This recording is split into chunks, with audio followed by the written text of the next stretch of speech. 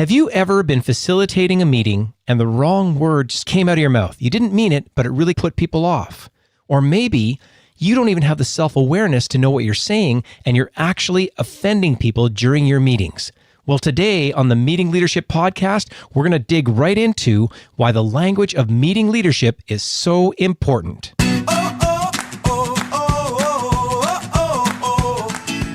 Are you a professional who wants to become a more effective leader? Then get ready for daily tips from the coach with the experience and inspiration to help you succeed in any leadership situation. You're listening to the Meeting Leadership Podcast with Gordon Shepherd.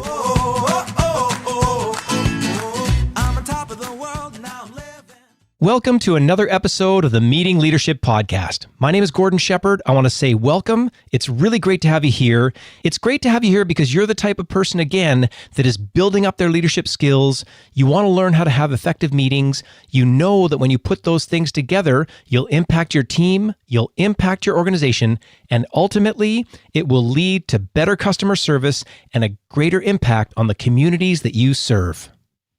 And today on the show, we're going to tackle an essential topic. It's called Why the Language of Meeting Leadership is So Important. And I have to say, I come by this honestly, because in my work, I facilitate a lot of meetings. And you can imagine the amount of hours that I'm putting in doing just that. And occasionally, I have to admit, I slip up. And I don't mean to, I've not got bad intentions, but I've had some people come up to me and generously remind me about why I kind of slipped up, and then they allowed me to learn and become more self-aware, and this is why I want to talk today about the importance of language. And let me give you an example from my own experience. Now, after teaching a meeting productivity improvement session at a conference in Toronto, an Indigenous woman spoke with me. She let me know that she really enjoyed the workshop, got a lot of great information, but she also wanted to make me aware that I had used the word powwow in place of the word meeting to make a point during the session.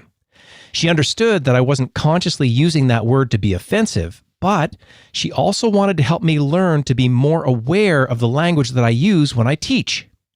And I have to say that I am really grateful that she pointed that out. It helped me to become more self-aware, especially for all the different concerns that are in any room at any given time, especially when you're leading a meeting.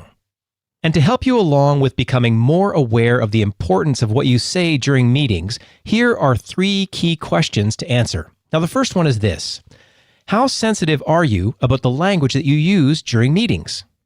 And not only is this a great question to ask yourself and give an answer to, but you really should go to your colleagues and ask them to get some real reflections back. Which leads me into the second question, which is this: are you offending anyone without realizing it? Now, of course, you can't answer that one on your own, but when you're speaking with your colleagues, ask them honestly, am I saying anything that's kind of off-putting, off-color, and really taking people out or actually offending people? Which brings me to a second example that I want to pass along from my own experience. Now, I was leading an all-day strategic planning session. I can tell you it went really well. I got great feedback on the session.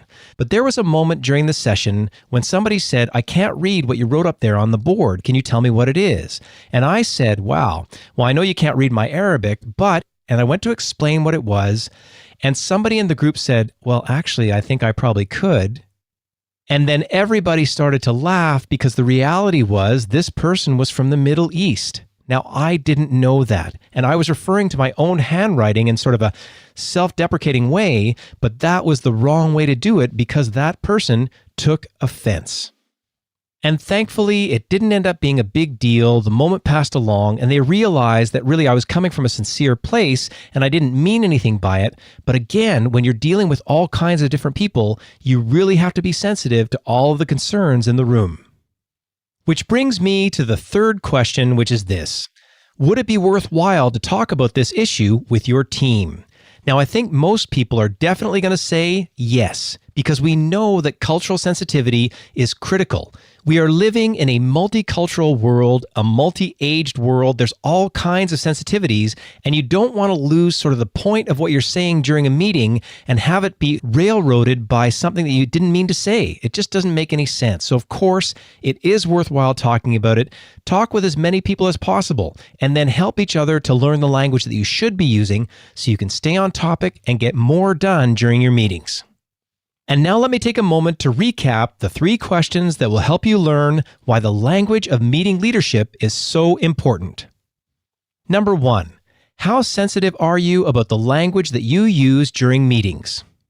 Number 2, are you offending anyone without realizing it? And number 3, would it be worthwhile to talk about this issue with your team? And if you've enjoyed listening to what we've been talking about during this episode, then check out episode 39 on the Meeting Leadership Podcast. It's called Why Intercultural Competence is Critical for All Leaders, and that's with Dan Garcia. And you can get that episode by going to meetingleadershipinc.com/39.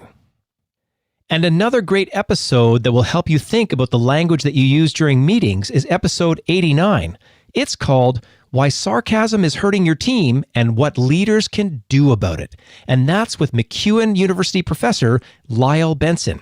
And you can get that episode by going to meetingleadershipinc.com/89. And I also want to let you know that this episode of the Meeting Leadership Podcast is brought to you by the Meeting Leadership Academy. If you want to go into the areas that we've been talking about today on the show, in the areas of leadership skill development, in the areas of team building and learning how to run highly productive meetings with great live training and online training options, then visit meetingleadershipinc.com/academy. And if you haven't done it yet, don't forget to hit that subscribe button and then leave a rating and review for the show. We will take in that information and it will influence what we do in future episodes. And as always, thank you so much for listening, and we'll see you tomorrow on the Meeting Leadership Podcast.